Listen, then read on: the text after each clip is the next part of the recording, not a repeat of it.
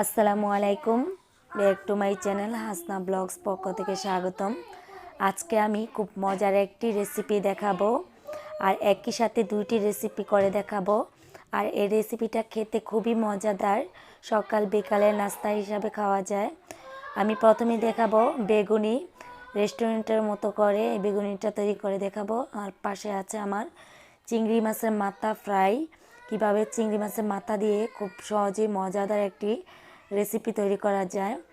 তো আমি এখানে অনেক বড় মাছ চিংড়ি মাছের মাথা নিয়েছি, আর এটাকে আমি খুব ভালো করে ধুয়ে পরিষ্কার করে নিচ্ছি। মাথার ভিতরে যে ময়লা থাকে এগুলো আমি পরিষ্কার করে নিয়েছি। দেখতেই পাচ্ছেন ভিতরে আমার ময়লা ধরনের কোনো কিছু নেই, শুধু মাংসটা দেখা যাচ্ছে। আর এটা খেতে খুবই মজাদার একটি, তো এটা আমি তৈরি করে দেখাবো। আর এটা খেতে পুরা একদম কাঁকড়া ভাজার মতো হয়। অনেক সময় সমুদ্র বা কোথাও ঘুরতে যাওয়ার পর আমরা একটা কাঁকড়া ভাজি খেয়ে থাকি, সেটার স্বাদ এটার মধ্যে পাওয়া যায়। আর এখানে নিয়েছি আমি বেগুন।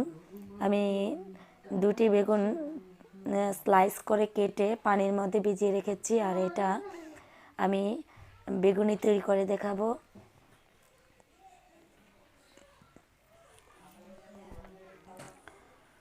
তো এটা অবশ্যই পানি ভিজিয়ে রাখতে হবে, না হলে হয়ে যাবে।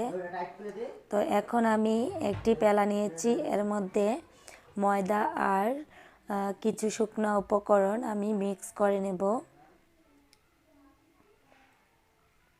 তো আমি প্রথমে দিয়ে নিচ্ছি এখানে 1 কাপ, বড় কাপে 1 কাপ বেসন।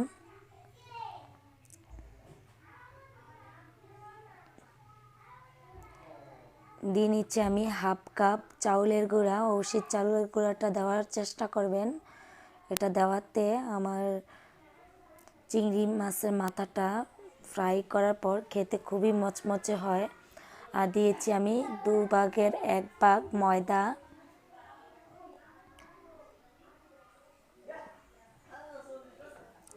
এখন দিচ্ছি আমি বেকিং পাউডার 1/2 চামচ।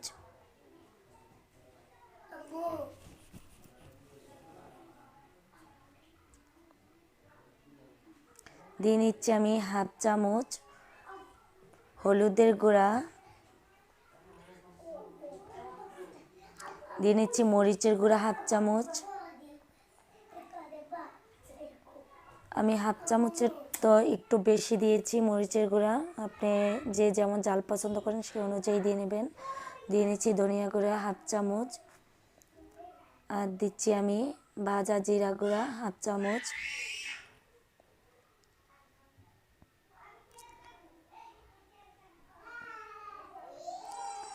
আমি 1/2 চামচের মতো দিয়েছি চাট মশলা, আপনি চাইলে গরম মশলাও ইউজ করতে পারেন। আর দিচ্ছি আমি চিলি ফ্লেক্স, আমি 1/2 চামচ চিলি ফ্লেক্স দিচ্ছি। আপনি যদি ঝালটা পছন্দ না করেন তাহলে নাও দিতে পারেন। তো আমি এখানে 1/2 চামচের মতো চিলি ফ্লেক্স দিয়েছি, এটা আমি বাসায় তৈরি করে নিয়েছিলাম। আর দিচ্ছি গোলমরিচের গুঁড়া।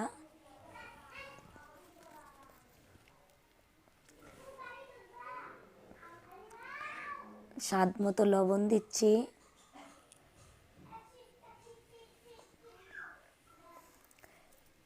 আর দিচ্ছি এখানে সামান্য একটু ফ্রুট কালার, আপনি চাইলে এটা নাও দিতে পারেন। তো আমি সৌন্দর্যের জন্য একটু দিয়ে নিয়েছি।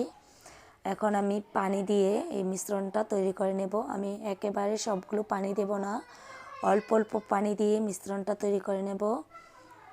আর এই মিশ্রণটা পাতলা হবে না, আবার বেশি ঘন হবে না, আমি দেখিয়ে দেব।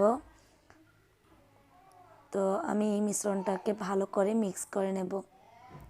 আমার মিশ্রণটা মিক্স করা হয়ে গেছে, দেখতেই পাচ্ছেন। আমি দেখাচ্ছি কতটুকু ঘন করেছি, ঠিক এভাবেই ঘন করে নেবেন। এখন আমি চিংড়ি মাছগুলো এর মধ্যে একটা একটা চিংড়ি মাছের মাথাগুলো লাগিয়ে ফ্রাই করে নেব। আর এই খাবারটা বেশিরভাগই বাণিজ্য মেলা কিংবা মাহফিল অথবা রাস্তাঘাটে এই খাবারটা পাওয়া যায়। অনেক ফুটপাতের বেশি তৈরি করে থাকে। তো আমি এই রেসিপিটা বাসায় তৈরি করে দেখাচ্ছি। আর এটা খুবই মজাদার একটি নাস্তা। খুবই মজার একটি নাস্তা, অবশ্যই বাসায় ট্রাই করবেন এটা বানানোর জন্য। অবশ্যই ফুটপাতে আমার মতো মশলা দেওয়া হয় না, বাট আপনি অল্প মশলা দিয়েও তৈরি করে নিতে পারেন, নর্মালভাবেও তৈরি করতে পারেন। তো আমি বেশি টেস্টি হওয়ার জন্য অনেকগুলো মশলা অ্যাড করেছি।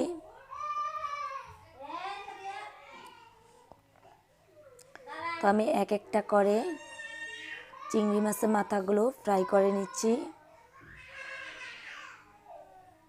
আর এই অবস্থায় চুলার আঁচটা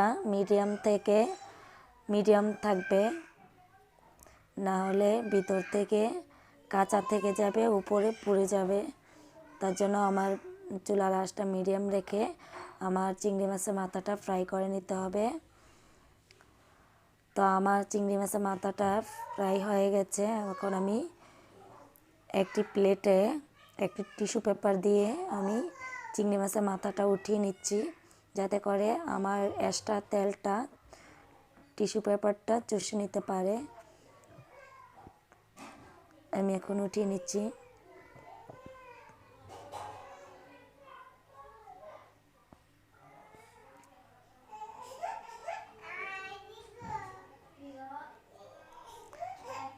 এখন আমি পাশাপাশি আমি বেগুনিটাও ফ্রাই করে দেখাচ্ছি। আমি এক একটা বেগুন একই মশলার মধ্যে আমি মিশ্রণটাকে হাত দিয়ে লাগিয়ে ভালো করে আমি তেলের মধ্যে দিয়ে নিচ্ছি। আর দেওয়ার সাথে সাথেই দেখুন খুব একটা একটা করে দিচ্ছি আর সবগুলোই ফুলকো হয়ে আসছে। তো আমার ফ্রাইটা হয়ে গেছে, আমি দুইটা উপকরণই ফ্রাই করে নিয়েছি।